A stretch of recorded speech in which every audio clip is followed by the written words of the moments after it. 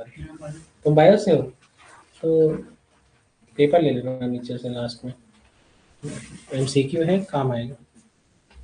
ठीक है, चलें स्टार्ट कर रहे हैं टॉपिक।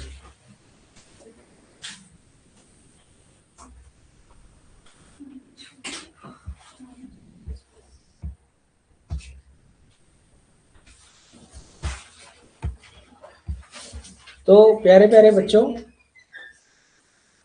यहां तक हम लोगों ने पढ़ा मोल fraction of A and be in vapour phase, और मुझे लग रहा है कि यहां तक आपको कोई समस्या नहीं हुई होगी, मैंने ऑलरेडी पढ़ा दिया। अब बात करते हैं यहाँ पर, सुनिए, लोअरिंग इन वेपर प्रेशर लिखा है व्हेन अ नॉन, बिना बोले चेक करो आंसर आ जाए ना, लिख के हिसाब किताब करके बैठो, अभी पूछेंगे। ठीक है, तो when a non-volatile solute is added in a pure solvent, the vapor pressure of solution decreases। ये तो सत्य बात है। और लिखा है कि in mole fraction of, decreases in mole fraction of solvent. P naught क्या है? Vapour pressure of pure solvent. P S क्या है? Vapour pressure of solution of non volatile solute. तो हमेशा प्योर सॉल्वेंट का ज्यादा होगा नॉन वोलेटाइल सोल्यूट मिलाने के बाद जो वेपर प्रेशर सोल्यूशन का है उससे, है ना। अब यहाँ पर लिखा है कि what is lowering in vapour pressure, जो पहले था प्योर कंडीशन में उससे घट करके कितना हो गया, वही फाइनल वैल्यू। पहले कितना था, बाद में कितना था, दोनों के डिफरेंस को वैल्यू को क्या कहते हैं? लोअरिंग इन वेपर प्रेशर, मतलब delta P. Lowering in vapour pressure मतलब डेल्टा पी। लिख लेना एकदम सेम नोट्स में, एकदम सेम टू सेम लिख लेना, मजा आ जाएगा आप लोग को। अब लिखा है कि व्हाट इज रिलेटिव, मतलब किसके रेफरेंस में, स्टैंडर्ड वाले के। तो delta P upon P naught is called as relative lowering in vapour pressure. अब बात आती है, एक बहुत ही फेमस लॉ है, दैट इज राउल्स लॉ। कौन सा लॉ? तो राउल्ट साहब ने एक बात कही कि जो relative lowering in vapour pressure है किसी भी प्योर सॉल्वेंट का, जब हम उसमें नॉन वोलेटाइल सोल्यूट मिलाते हैं तो लिखा है वो हमेशा बराबर होगा नॉन वोलेटाइल सोल्यूट के मोल फ्रैक्शन के। हमेशा बराबर होगा नॉन वोलेटाइल सोल्यूट के मोल फ्रैक्शन के। What is mole fraction of solute? उसके मोल अपॉन सबके मोल लिखा है। तो ये देखो लिखा भी है मोल फ्रैक्शन ऑफ सोल्यूट। मैं हमेशा सोल्यूट को ए से डिनोट कर रहा हूं। एक बात जान लीजिएगा कि बुक ने बी से डिनोट किया है, मैंने ए से डिनोट किया है। तो जिसको कंफ्यूजन होगी बार बार लिख लेगा non volatile mole fraction of solute Na upon Na plus Nb। तो लिखा भी है number of mole of non volatile solute upon number of mole of जो है सॉल्यूशन। अच्छा, सॉल्यूशन के रेफरेंस में सॉल्यूट हमेशा बहुत कम होता है, तो अगर उसके मोल कई बार ऐसा होता है कि उसके मोल को इग्नोर किया जा सकता है, तो वो भी कंडीशन अभी मैं आपको पढ़ाऊंगा। यहाँ पर लिखा हुआ है कि अगर बहुत ही ज्यादा डाइल्यूट सोल्यूशन है तो ये जाहिर सी बात है तो उसमें सॉल्यूट बहुत कम है, सॉल्यूट बहुत कम है। और बहुत कम को कई बार इग्नोर कर सकते हैं, तो उसके मोल में तो उसको लिखना ही पड़ेगा क्योंकि वही यूज हो रहा है। लेकिन सबके में जैसे लिखा हो 0.1 0.01 और एक जगह वैल्यू हो 10, तो आंसर नीचे जोड़ोगे तो 10 प्लस 0.01 10.01, और ऊपर तो सॉल्यूट ही लिखना होगा तो वहां तो 0.01 लिखना ही पड़ेगा। तो कई बार नीचे लिखने से कैलकुलेशन बहुत टफ होने वाली है। 0.1 डिवाइडेड बाई 10.01। तो कई बार क्या होता है कि सबके मोल में सॉल्यूट का मोल हटा देते हैं। कब? डाइल्यूट सोल्यूशन में। तो फॉर्मूला बन गया Na upon Na plus Nb था, अब क्या बना Na अपॉन Nb, क्योंकि Na को इग्नोर कर दिया, बहुत कम है, क्या जरूरत है रखने की। तो लिखा भी है कि कई जगहों पर Na बहुत कम है तो Na को इग्नोर कर देते हैं, Na इज नेग्लेक्टेड। और जब हमने उसको नेग्लेक्ट किया तो यहाँ पर फॉर्मूला पहले बनता था Na प्लस Nb ना, तो ये हटा दिया, Na अपॉन Nb बन गया। अब व्हाट इज Na? तो वेट अपॉन मॉलिक्यूलर वेट या atomic weight, A upon weight of B upon molecular weight of B। तो भैया ये ऊपर चला गया, ये नीचे आ गया, तो ये कुछ इस तरीके का बनेगा कि नहीं बनेगा? WA into M B upon, दिक्कत ऐसा नहीं होता था, जैसे ये दोनों तो साथ में आ जाएंगे, हाँ, और ये वाला ऊपर चला जाएगा, तो WA into M B upon M A upon M A into WB। नहीं है, ये नहीं है, ये तो बहुत बेसिक है, बेसिक है। ठीक है, चलो ठीक है, आगे पढ़ा रहे हैं। पहले कितने नंबर आए जरा तुम बताओ, जिसकी कॉपी चेक की कितने आए उसके? हाँ, जोड़ी नहीं पाई मतलब आंसर की लिखी नहीं पाए, हम पीछे लिखे थे, वो सामने से लिख गया, उसमें आंसर नहीं, माइनस आंसर पीछे लिखे। नियम कितना भी सरल है। अरे सर हमने चेक किए थे।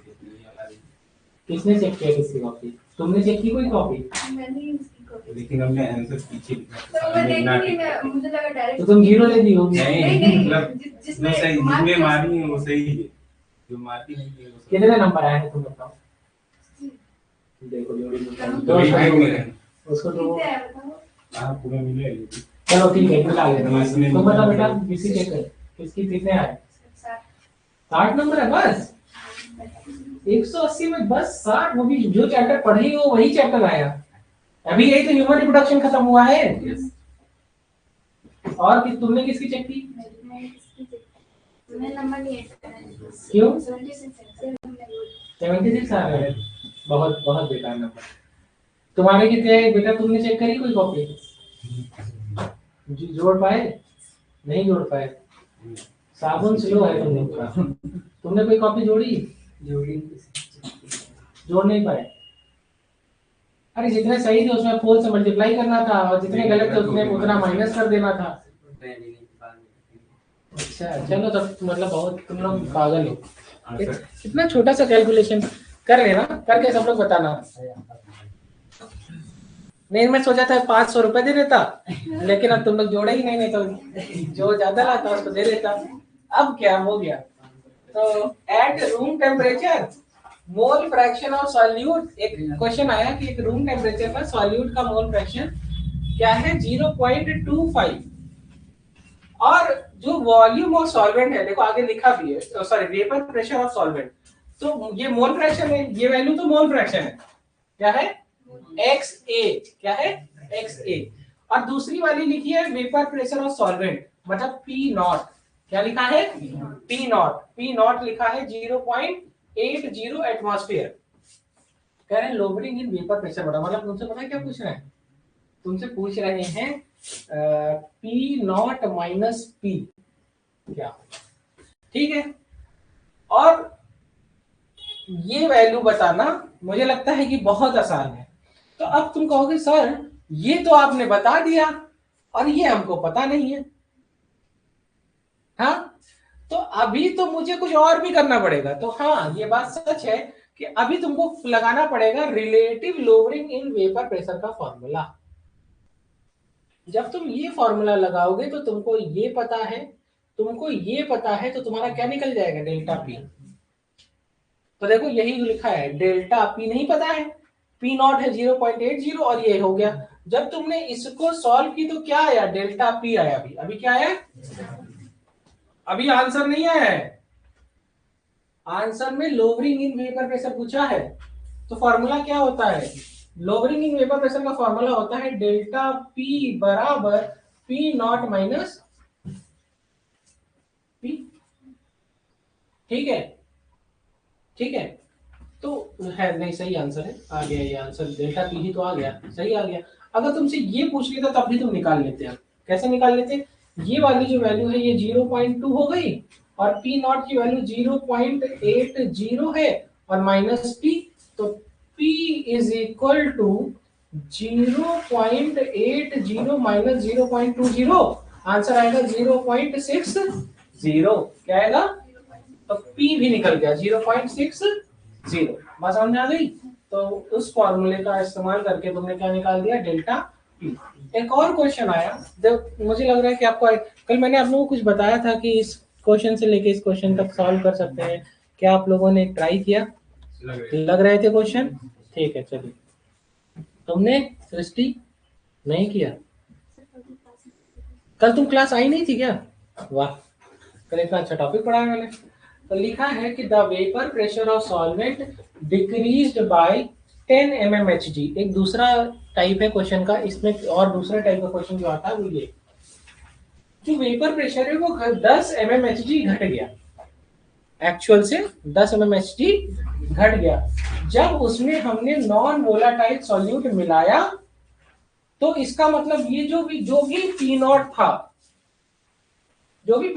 मान लो उसमें जो भी एटमॉस्फेयर था उसमें से कितना घट जाएगा, 10 mmHg। अगर 1 एटमॉस्फेयर होगा तो बाद में क्या हो जाएगा, 0.9।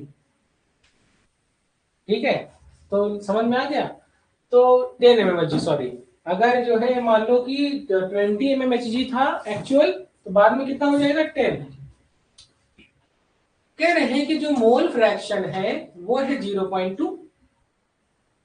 What would be the mole fraction of solvent? अरे ये कोई क्वेश्चन है? ये है सॉल्यूट और इसका मोल फ्रैक्शन है 20, कितना है, 0.2। क्या है? तो अगर हम 0.2 mmHg सॉल्यूट को मिलाते हैं तो 10 mmHg वेपर प्रेशर घट जाता है। कितना घट जाता है? 10 mmHg। अब सवाल सुनना, कह रहे हैं अगर वेपर प्रेशर 20 mmHg घट जाए, 10 mmHg में 0.2 मोल मिलाने पे 10 mmHg घटता है, तो 0.4 मिलाने पे 20 घटेगा ना। इसका मतलब जो सॉल्यूट का फाइनल मोल फ्रैक्शन है वो है 0.4। यहां तक आ गए? अब एक फॉर्मूला होता है Xc + Hb = 1। अगर ये वैल्यू 0.4 है तो जाहिर सी बात है ये वैल्यू क्या होगी, 0.6। एग्जाम में पूछा है मोल फ्रैक्शन ऑफ सॉल्वेंट, तो आंसर क्या आ जाएगा, 0.6। अगर इस क्वेश्चन में ये आखिरी लाइन नहीं लिखी होती तो आंसर होता 0.8। क्यों? क्योंकि तब ये मोल फ्रैक्शन क्या होता, 0.2, तो ये 0.8, तभी आंसर आता 1। तो दूसरा टाइप है, इस टाइप के क्वेश्चन एग्जाम में आते हैं। अब बात करने जा रहे हैं ओस्टवाल्ड-वेकर मेथड। किसके बारे में पढ़ने जा रहे हैं? Ostwald-waker method. तो यहाँ पर क्या लिखा है, एक ड्राई एयर थी, हमने उसको सोल्यूशन से पास कराई और अब वो एयर क्या हो गई, the air become moist air. इसका मतलब सोल्यूशन से वाटर उस पे उसकी सरफेस पर अटैच हो गए। तो अब सोल्यूशन का कुछ तो वेट कम हो गया होगा ना। अब ये जो मॉइस्ट एयर है इसको हम सॉल्वेंट से पास कराएं। किससे पास कराएं? और सॉल्वेंट के बाद ये मॉइस्ट एयर सैचुरेट हो गई। सैचुरेट का मतलब क्या था कि जितना थोड़ा बहुत और अपनी सरफेस पर ये अटैच कर सकता था उतना अटैच किया, उसके बाद अब और अटैच नहीं कर सकता। कहते हैं ना सैचुरेशन पे आ गया, इससे ज्यादा कुछ नहीं होगा। तो अब यहाँ पर भी कुछ सॉल्वेंट का वेट इसमें कम हो जाएगा और ये किसके डायरेक्टली प्रोपोर्शनल होगा, डेल्टा पी के। ठीक है, सैचुरेटेड मॉइस्ट एयर को जब हम एनहाइड्रस CaCl2 से पास कराएंगे तो ये क्या होगा, एडजॉर्ब कर लेगा जितनी एयर थी सबको, और फिर से ये एयर क्या हो जाएगी, ड्राई। तो ये क्या है, ड्राइंग एजेंट है। क्या है? अच्छा, एक सवाल आता है, क्लास 10th में आप लोगों ने पढ़ा होगा। आप में से कितने ISC बोर्ड से पढ़े हुए बच्चे है ना? तो 10th वाले ये लोग को तो बुक में ऐसे लिखा हुआ है, मैं ऐसे बता दे रहा हूँ। ड्राइंग एजेंट के नाम बताइए 2-3। तो एक होता है कैल्शियम ऑक्साइड, दैट इज क्विकलाइन। एक होता है आपका P2O5, H2SO4। H2SO4 की और भी क्या क्या प्रॉपर्टी होती है? पिकलिंग एजेंट होता है, ड्राइंग एजेंट होता है, डिहाइड्रेटिंग एजेंट होता है, स्ट्रॉन्ग ऑक्सीडाइजिंग एजेंट होता है। अब आप लोग 12th में आ गए, आप लोग को समझना चाहिए, 12th पास है। ठीक है, अब यहाँ पर बात आती है कि वापस से ड्राई एयर आ गई। अब यहाँ पर कह रहे हैं कि gain in weight of calcium chloride directly proportional to P0B। What is P0B? Vapour pressure of solvent, pure solvent, vapour pressure of. और जो मैं शब्द इस्तेमाल करता हूँ वो यही है। डेल्टा पी क्या है, लोअरिंग इन वेपर प्रेशर, यही इस्तेमाल करता हूँ। और पी एस क्या होता है, वेपर प्रेशर ऑफ सॉल्यूशन, जब हम उसमें क्या ऐड कर देते हैं, नॉन वोलेटाइल सॉल्यूट। अब एग्जाम में क्वेश्चन आता है लॉ, इस तरीके का क्वेश्चन आता है, loss in weight of solvent upon gain in weight of calcium chloride is equal to delta P upon P naught. और जब इसको हम और सॉल्व करते हैं तो फॉर्मूला बनता है W A into M B upon M A into W B. तो ये है ओस्टवाल्ड वेकर मेथड। ठीक है, अब यहाँ पर एक बात लिखी हुई कि वेपर प्रेशर हमेशा नंबर पर डिपेंड करता है। देखो वेपर प्रेशर, जितने भी मॉलिक्यूल वेपराइज होंगे वही तो वेपर प्रेशर लगाएंगे, तो directly proportional to number of molecule in vapour phase, directly proportional to temperature, inversely proportional to force of attraction between the liquid molecule. अरे भैया लिक्विड मॉलिक्यूल आपस में जितना चिपके रहेंगे उतना वो कम वेपराइज होंगे ना। ठीक है, directly proportional to volatility, inversely proportional to boiling point. Okay, सब लोग घर पे ही नोट्स बनाओगे क्या? अब हम पढ़ने जा रहे हैं ideal and non ideal solution. कोई नोट्स बना रहा है कि नहीं बना रहा है? नहीं बना रहा है। तो अब लिखेंगे आइडियल और non ideal solution. Ideal solution क्या होते हैं, अगर दो या दो से ज्यादा कंपोनेंट से मिलकर के कोई मिक्सचर बना है तो वो राउल्स लॉ को ओबे करे हर कंसंट्रेशन पर। तो किसको ओबे करे? राउल्स लॉ को इन ऑल कंसंट्रेशन। अब यहाँ पर क्या लिखा है कि इसका मतलब क्या है, enthalpy of mixture, change in enthalpy of mixture, heat of reaction zero होनी चाहिए, change in volume of mixture zero होना चाहिए, एंट्रोपी डेल्टा एस क्या होता है, एंट्रोपी, एंट्रोपी होता है, entropy change of mixture zero होना चाहिए। इसका मतलब वहां पे कोई किसी भी तरीके की केमिकल रिएक्शन नहीं होगी। यही बात यहाँ पर लिखी हुई है। ठीक है, चलिए कुछ आप नोट करना चाहें तो नोट करिए, तब तक मैं पीपीटी ऐड कर रहा हूँ। कहाँ से लिखना चाहेंगे? यहाँ से नोट करिए।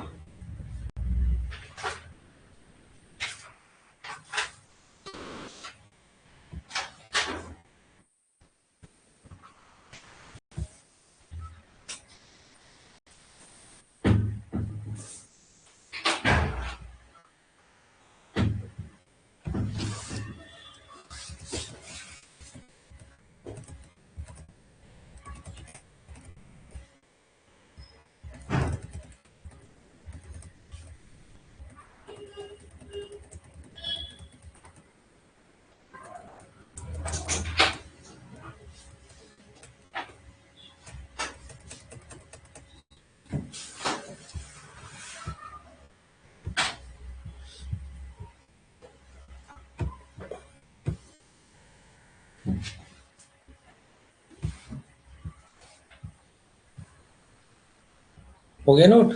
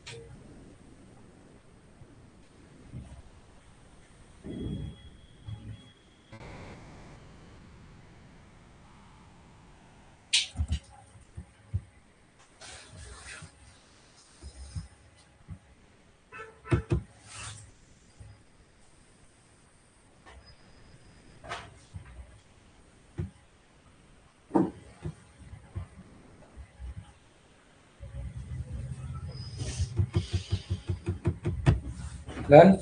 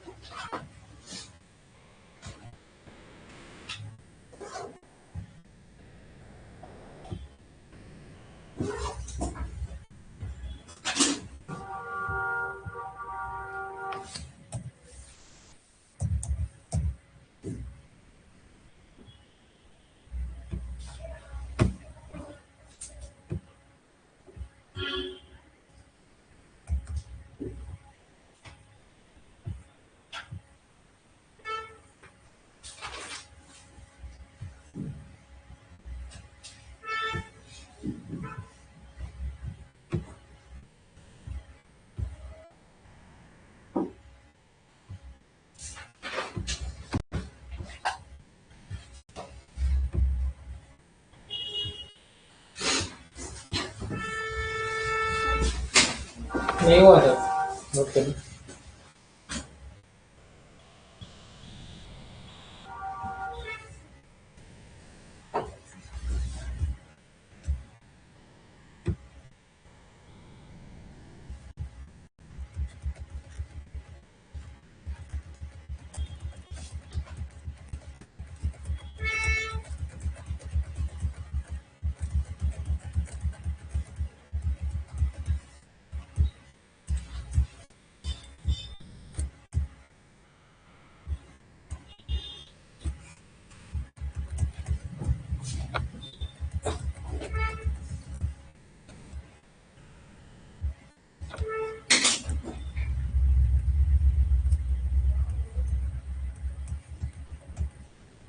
हो गया, बेटा बोलो।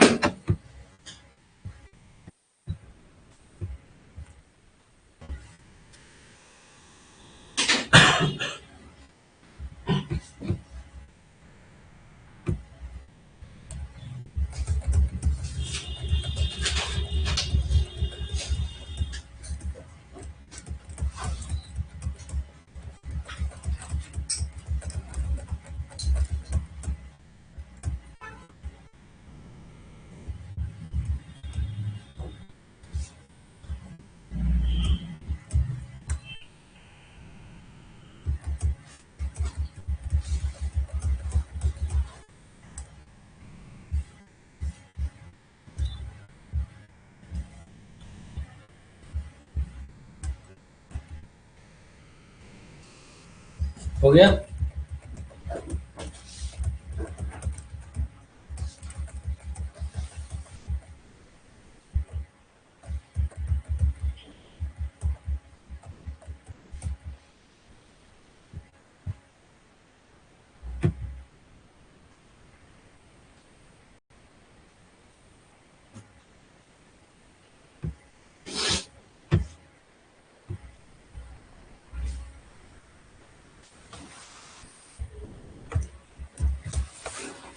ठीक है, चलिए इसको लिख लीजिएगा, मैं आगे बढ़ाने जा रहा हूँ।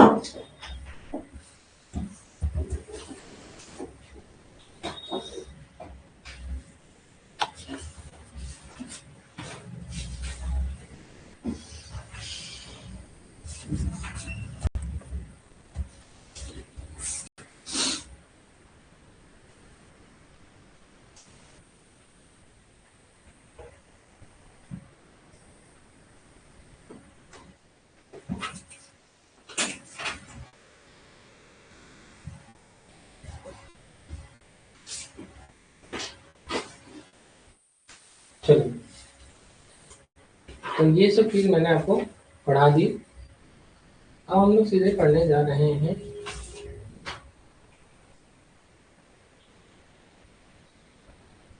आइडियल नॉन आइडियल सॉल्यूशन तक हो गया, राइट।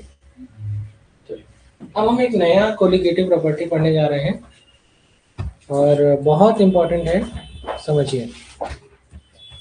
नाउ द हेडिंग डालिए, सेकेंड कोलिगेटिव प्रॉपर्टी है, हेडिंग डालिए एलिवेशन इन बॉइलिंग पॉइंट। ठीक है, थोड़ा स्पेस छोड़ दीजिएगा, 3-4 पेज छोड़ दीजिए ताकि बचा हुआ पार्ट नोट कर लेंगे। ठीक है, 3-4 पेज छोड़ दीजिए, हो जाएगा। अब हम पढ़ने जा रहे हैं next colligative property, that is elevation in boiling point. अब इसको पढ़ने से पहले ये जानते हैं कि बॉइलिंग पॉइंट होता क्या है।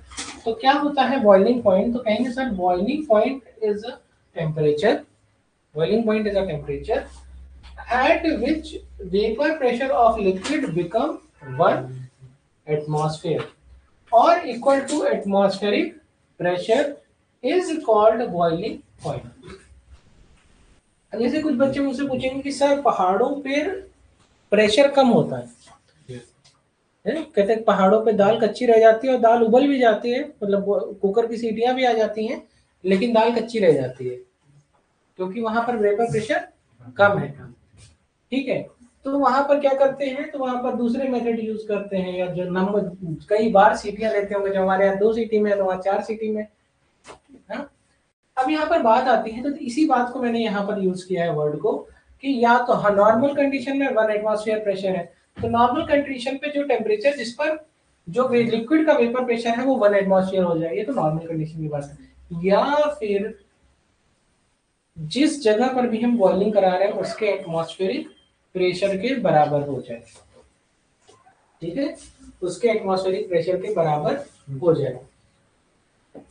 ठीक है, तो अब बात आती है कि बॉइलिंग पॉइंट और वेपर प्रेशर में इनवर्स रिलेशन होता है।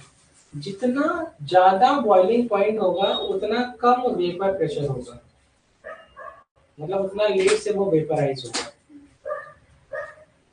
बॉइलिंग कोई भी चीज जितनी ज्यादा वोलेटाइल होगी उतनी जल्दी बॉइल कर जाएगी। तो लिखा है कि boiling point is inversely proportional to volatility.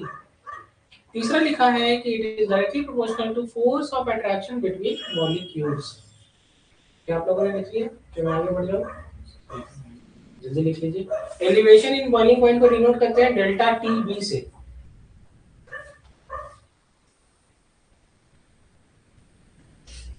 बहुत इंपॉर्टेंट है। फॉर्मूला क्या है? के एफ इंटू एम, और उसका क्या होगा? के बी इंटू एम, उसका क्या होगा? के एफ इंटू एम। एम यहाँ पर क्या है? मोलैलिटी, क्या? मोललता। L,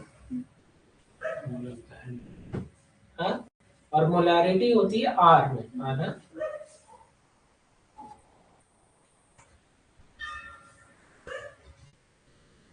done. शिवान साथ लिख रहे हो क्या? नहीं लिख रहे हो? अच्छा, गुड। चलिए आगे बढ़े। कुछ बच्चे तो एक दिन आते हैं, 2 दिन एब्सेंट होते हैं, 3 दिन एब्सेंट होते हैं, फिर एक दिन आते हैं, तो उनको लगे कि हाँ पढ़ाई कर रहे हैं। चलिए डन डन डन डन। ऐसा तो नहीं कहीं नौकरी वोकरी करने लगे हो दिन में कि आए तो चलो कुछ पॉकेट मनी के लिए नौकरी कर लें, शाम को बैठ के पढ़ाई करेंगे। आगे जिंदगी में बच्चों को बताएंगे कि हम पढ़ाई करने के लिए रूम का रेंट के लिए नौकरी करते थे। तो मजेदार बच्चे हैं। तो चलो यहाँ पे समझते हैं। लिखा है एलिवेशन इन बॉइलिंग पॉइंट। तो क्या बताया था कि अगर वेपर प्रेशर जितना कम होगा बॉइलिंग पॉइंट उतना ज्यादा होगा। कहानी को ऐसे ही समझ लो ना दिमाग से। हमने मिलाया था नॉन वोलेटाइल सोल्यूट, तो वो हमेशा वेपर प्रेशर को घटा रहा था, तभी नाम पड़ा था relative lowering in vapour pressure. तो उसी चीज को बॉईल होने में अब ज्यादा समय लगेगा। चाय में चीनी, दूध में चीनी मिला दो, दूध देर से बॉईल होता है ना, कई बार बताया मैंने। ठीक है, तो इसका मतलब क्या है, हमने उसका वेपर प्रेशर घटा दिया, तभी तो वो देर से बॉईल हो रहा। इसी तरीके से क्या लिखा है कि जब कभी भी हम non volatile solute pure solvent में मिला देते हैं तो उसका बॉइलिंग पॉइंट बढ़ जाता है। इसी को कहते हैं एलिवेशन इन बॉइलिंग पॉइंट, क्योंकि वेपर प्रेशर घट जाता है। कह रहे कि कोई प्योर सॉल्वेंट है और उसका प्योर सॉल्वेंट का बॉइलिंग पॉइंट का टेम्परेचर है T1। क्या है? तो अगर हम उसमें नॉन वोलेटाइल सॉल्यूट मिला देंगे, फिर से बोलो, अगर हम उसमें नॉन वोलेटाइल सॉल्यूट मिला देंगे तो उसका बॉइलिंग पॉइंट बढ़ जाएगा। तो अब तुमको ज्यादा टेम्परेचर देना होगा। इसका मतलब नॉन वोलेटाइल सॉल्यूट मिलाने के बाद टेम्परेचर बढ़ने वाला है। तो ये T2 हमेशा ज्यादा होगा T1 से। नीचे लिखा है, नोट कर लो, नोट कर लो, फिर पढ़ाएंगे। T2 हमेशा ज्यादा होगा T1 से। एक मूवी आई थी सोनू के T2 की स्वीटी, है, ठीक थी मूवी।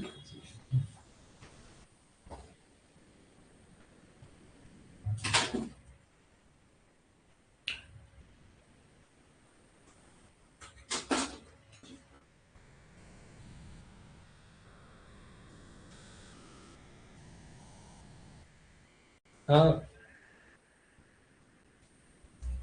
मैं तो क्लास में हूँ।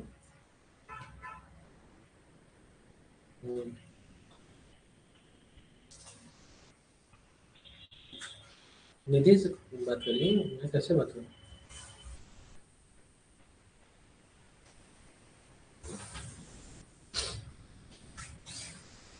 बात समझ में आई?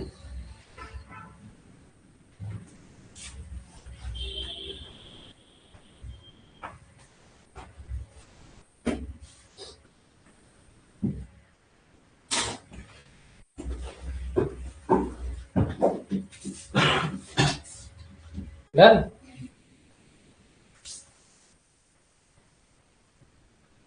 अब यहाँ पर क्या लिखा है, यहाँ पर क्या लिखा है, elevation in boiling point that is delta TB. What is delta TB? तो कहेंगे सर T2 माइनस T1।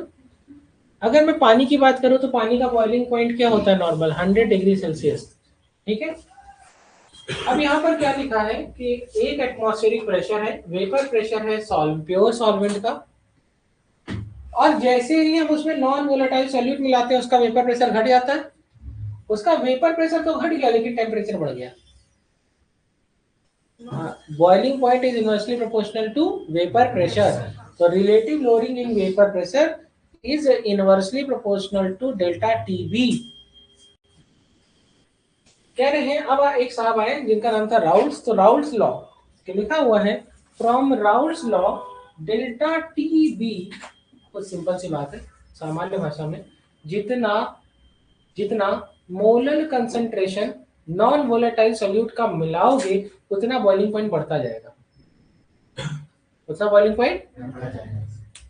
तो जो एलिवेशन इन बॉइलिंग पॉइंट है that is directly proportional to molality of non volatile solute लिखा है, या मोलैलिटी ऑफ सॉल्यूशन। अच्छा, molality में क्या होता है, सॉल्यूशन के अंदर जो है किसकी बात करते हैं, तो कहेंगे कि number of mole of solute in that KG of solution ना। वहां वॉल्यूम होता है, यहाँ किलोग्राम होता है और सॉल्वेंट।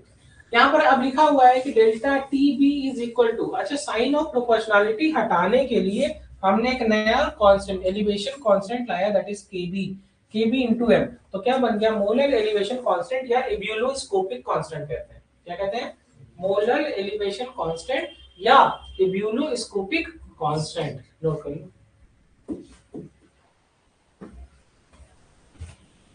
और अगर मैं बात करूंगा फ्रीजिंग पॉइंट का घटना, तो ये T1 ज्यादा हो जाएगा T2 से, T1 माइनस T2 हो जाएगा उसमें, और यहाँ पर KB की जगह KF हो जाएगा, डिप्रेशन कांस्टेंट हो जाएगा।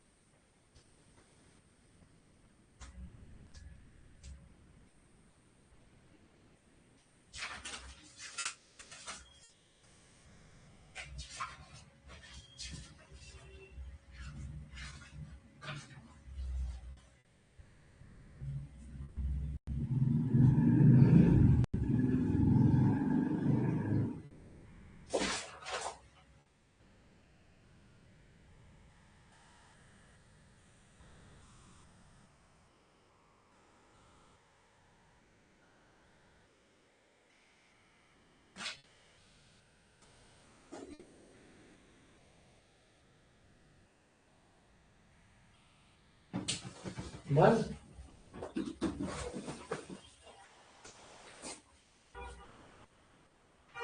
अब यहाँ पर नया फॉर्मूला है, ये कोई बड़ा फॉर्मूला नहीं है, अगर तुम इसको देख पा रहे हो तो ये मोलालिटी का ही तो फॉर्मूला है। This is number of mole of solute, देखते जाना, number of mole of solute upon weight of solvent in kilogram ही तो होता है। अब देखो किलोग्राम में ना दे जगह अगर ग्राम में दोगे तो 1000 से डिवाइड नहीं करना पड़ेगा क्या, और इसको ऊपर नहीं ले आओगे क्या, तो यहाँ हो जाएगा n into 1000, N A into 1000 upon W B. अब तुम Na को भी अलग से लिख लो, वेट अपॉन मॉलिक्यूलर वेट, ये लो फॉर्मूला बन गया। ये हटा दो, इसको बन नहीं गया क्या फॉर्मूला, खुद से डिराइव करो वैसे जैसे हम कर रहे हैं, ये सब आना चाहिए, इसमें डरने की बात नहीं है। इतना बड़ा डॉग फॉर्मूला देख के करे याद नहीं होगा, याद करना ही नहीं है, ऐसे सॉल्व कर लो, ठीक है। तो ये एक नया फॉर्मूला बन गया।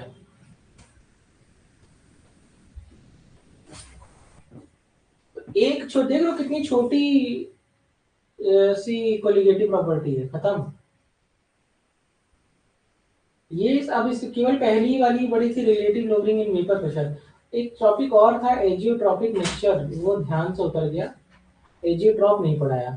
तो पॉजिटिव एजियोट्रॉप और नेगेटिव एजियोट्रॉप भी होता है।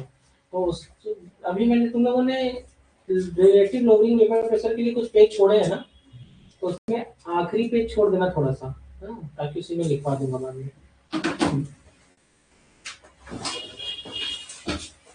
पॉजिटिव डेविएशन नेगेटिव डेविएशन होता है, वो आगे बढ़ गए, उसको ध्यान नहीं दिया।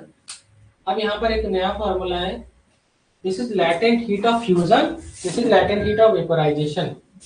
एक मिनट रुक जाओ, वो कंपैरिजन है, तो उससे पहले आपको केएफ भी तो आ जाए। अब ये पढ़, अब पहले ये पढ़ लो, फिर वो आखिरी में लिखना है। हेडिंग डालो depression in freezing point, depression in freezing point. तो क्या होता है freezing point, in liquid solid equilibrium the temperature at which vapour pressure of liquid and solid state become same.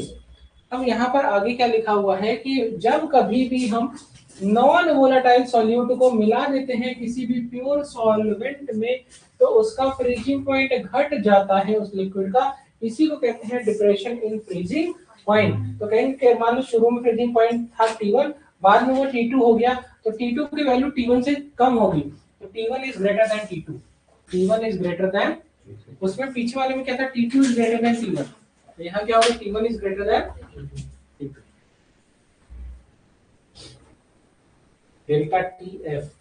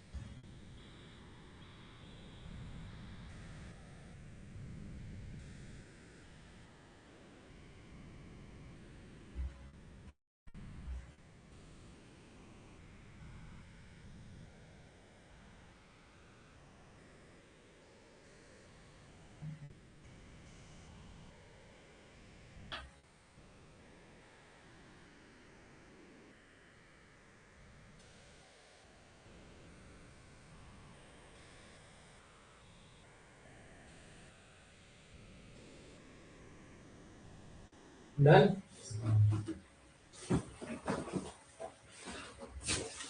अब आती है अगली सुनना सुनना सुनना, दिस इज ऑस्मोटिक प्रेशर। इसको लिखने से पहले अब यहाँ अब एक कंपैरिजन हम करने जा रहे हैं। तो यहाँ पर केवी और केएफ दोनों ही कांस्टेंट है। ये ब्यूलोस्कोपिक कांस्टेंट है, ये डिप्रेशन कांस्टेंट है, ठीक है। तो TB square upon TF square into L F upon L we, जब तुम इसको फर्दर सॉल्व करते हो तो ये फॉर्मूला बनता है delta TB upon delta TF is equal to KF upon KB. तो यहाँ पर एक और फॉर्मूला है। अब देखो दोनों में मोलर कंसंट्रेशन हमने सेम ले दिया, तो ये कट जाएगा, तो फॉर्मूला क्या बनेगा ये, ठीक है। चलिए नोट कर लो।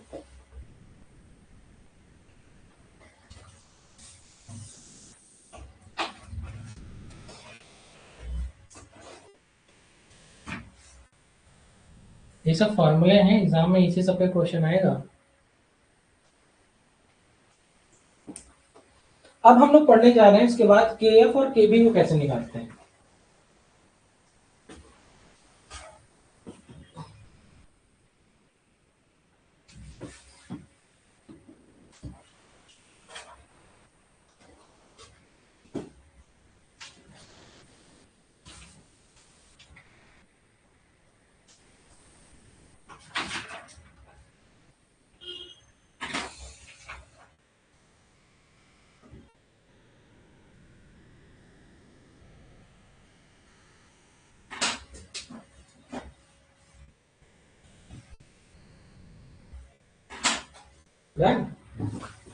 चलो, अब यहाँ पर एक चीज है, यहाँ पर इस फॉर्मूले को देखिए, यहाँ पर क्या लिखा है, calculation of K F and K B.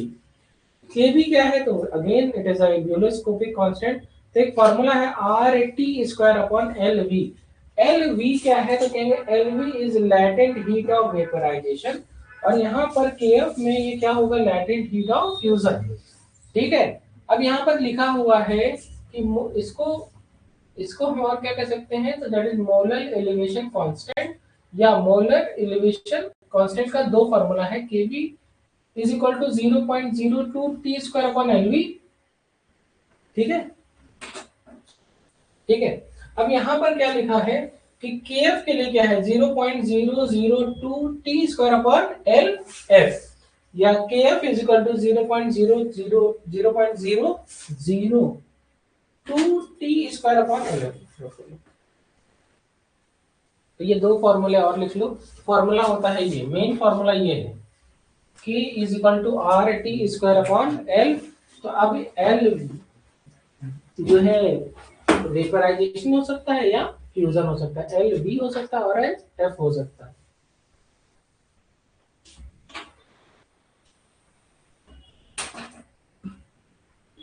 एक बार देखो क्या शब्द लिखा है, मोलर, नीचे क्या लिखा है, मोलर। फॉर्मूला दोनों में सेम है।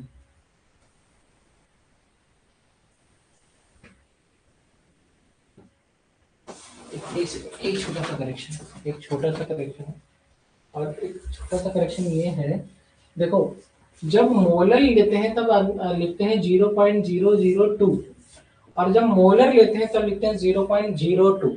अगेन केएफ में जब मोलर लेंगे तो 0.002, और जब मोलर लेंगे तो दैट इज 0.02। करेक्शन।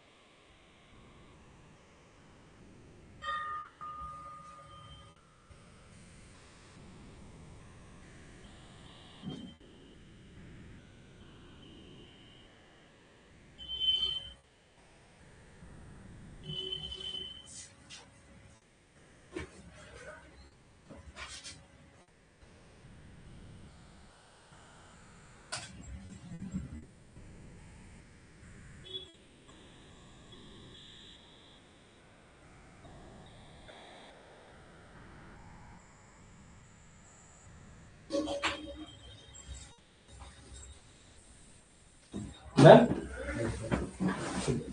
तो हम लोगों ने सबका हो गया ना, तो हम लोगों ने क्या क्या पढ़ लिया, ये वाली बात मैंने सिखाई थी T1 is greater than T2, तो वहीं पर जाकर के उसी पेज पर जहां पर आपने वो लिखा था, ये फॉर्मूला मिस हो गया वहां पे ना, ये लिख लो वहां पे डिप्रेशन इन फ्रीजिंग पॉइंट बोलो, डिप्रेशन इन फ्रीजिंग पॉइंट पहले आओ वहां पर ये एंटर ये लिख लो, T1 is greater than T2 तक तो लिखे होंगे, ये थोड़ा सा और लिख लो कहीं साइड में जगह बचा कर,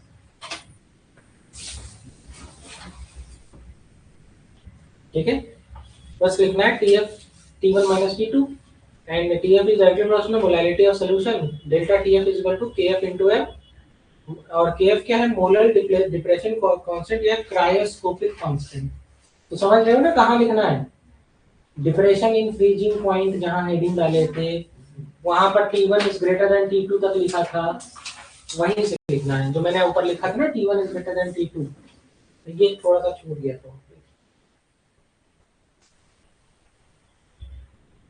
तुम लोग को समझ में आया कहाँ लिख रहे हो, नहीं समझ में आया होगा तो ये समझो कि जहाँ डिप्रेशन इन फ्रीजिंग पॉइंट लिखे थे उसमें 2-3 पॉइंट लिखवाया था, फिर मैं बोलने लगा था T1 ज्यादा होगा T2 से, वो नहीं लिखा होगा क्योंकि लिखा ही नहीं था उस पर, तो वहीं से लिख डालो बस इसको अलग से ऐड करके। एलिवेशन इन बॉइलिंग पॉइंट में T2 is greater than T1 लिखा था, तो तुम्हारी 3 osmotic property abnormal molar mass सब पढ़ा दिया मैंने। अब ये लास्ट तुम्हारी प्रॉपर्टी पढ़ाने जा रहा हूँ, दैट इज ऑस्मोटिक प्रेशर, पहले ही पढ़ा चुका हूँ लेकिन फिर से एक बार पढ़ा दे रहा हूँ। ऑस्मोटिक प्रेशर पर कोई न्यूमेरिकल नहीं आता है, न्यूमेरिकल इसी 3 पे आएगा, चौथे पे नहीं आएगा, बस मैं आपको पढ़ा दे रहा हूँ, मैंने पहले ही पढ़ा दिया था, मतलब चैप्टर की शुरुआत में वही से शुरुआत ही हुई थी, ठीक है। ये सब हो गया, यहीं पे लिखवा, इसके नीचे ही लिखना था, ठीक है। ये देखो पढ़ा दिया हूँ, पहले ही पढ़ा चुका हूँ, चौथी colligative property osmosis and osmotic pressure. Osmosis क्या होता है कि सॉल्वेंट का मूवमेंट होता है, सॉल्वेंट का मूवमेंट होता है हाइपो से हाइपर की तरफ, ज्यादा सॉल्वेंट से कम सॉल्वेंट की तरफ, ज्यादा सॉल्वेंट से या कम कंसंट्रेटेड से ज्यादा कंसंट्रेटेड, या डाइल्यूट से कंसंट्रेटेड की तरफ। हाइपो मतलब डाइल्यूट, हाइपर मतलब कॉन्सेंट्रेटेड, जो कॉन्सेंट्रेटेड है वहां सॉल्यूट ज्यादा है सॉल्वेंट कम है, जो डाइल्यूट है वहां सॉल्वेंट ज्यादा है सॉल्यूट कम है, तो ज्यादा सॉल्वेंट से कम सॉल्वेंट की तरफ। Through semi permeable membrane is called osmosis. अब इसके बाद मैंने आप लोगों को लास्ट क्लास में ये पढ़ाया था, देखो लिखवा चुका हूँ ऑलरेडी, उसके बाद मैंने आपको कोलिगेटिव प्रॉपर्टीज पढ़ाई थी, तो आपका चैप्टर यहीं पर क्या होता है, ठीक है। तो हम लोगों ने और इस चैप्टर के सारे क्वेश्चंस कर लिए, सारे टॉपिक्स को पढ़ा, कोशिश ये हुई थी कि फ्राइडे तक जाएगा, लेकिन मुझे ऐसा लग रहा था कि हम इसको आज हमको 1 घंटा एक्स्ट्रा मिल गया तो आपका टॉपिक कंप्लीट हो गया, ठीक है। पहले टॉम एंड जेरी आता था तो उसमें वो लास्ट में दाइन लिखते थे, तो मैं इसलिए लिखता हूँ, वो ऐसे ही बहुत सुंदर सुंदर लिखते थे। नेक्स्ट क्लास में काइनेटिक्स, अच्छा चैप्टर है, ठीक है, और उसके बाद पढ़ाऊंगा कोऑर्डिनेशन जो ज़्यादा इम्पोर्टेंट है, फिर D&F पढ़ाऊंगा, ठीक है। चलो थैंक यू।